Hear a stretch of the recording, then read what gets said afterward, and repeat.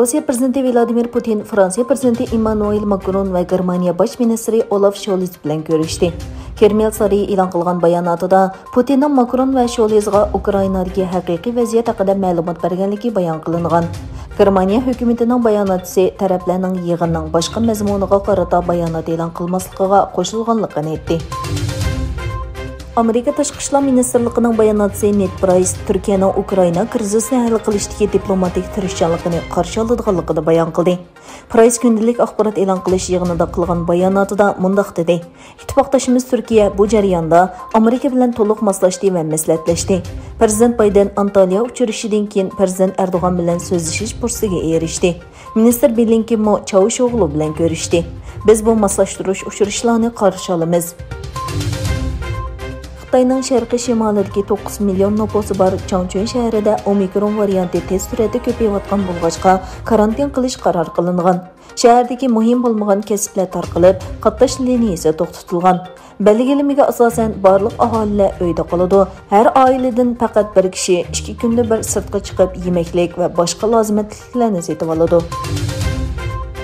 Afg'onistondagi Taliban vaqtliq hukumatining muavin tashqi ishlar ministri Amir Khan Muttaqi Antaliya diplomatiyasi munbiriga qatnashish jarayonida Anadolu agentligi muxbirining savollariga javob berdi. Muttaqi Amerika bilan bo'lgan munosabatning yaxshilanayotganligini bayon qilib, Afg'onistonning siyosiy iqtisodni asos qiladi. Shunga dunyodagi barliq davlatlar bilan yaxshi munosabatni taraqqiy qildirishi mumkin dedi. Baş tabi Amerikaga joylashgan Sin hambarlash sipsi YouTube Rossiyaning davlat mablag' solgan axborot kanallariga kirishning cheklanganligini e'lon qildi.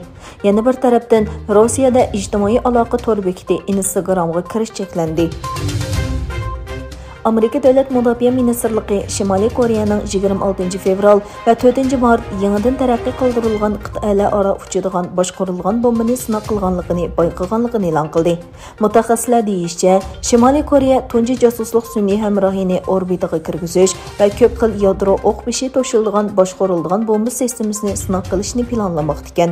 Shimoliy Koreyaning josuslik sun'iy hamrohi orqali Amerika avomatkasiga o'rnini aniqlab, bir nuqtada hujum qilish uchun zarur uçurlarga ega bo'ladiganligi ilgari surildi.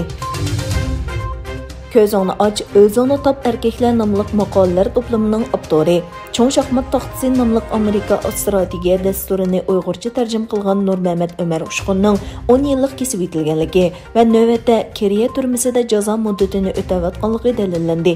İnkaz qilinishicha, Xinjiang Pedagogika Universiteti Filologiya institutining adabiyot o'qituvchisi Nurmamat Umar Ushqun davlat madaniyatini chetga qiqish va davlatni parchalashga urinish bilan ayblanib 10 yillik kesib etilgan.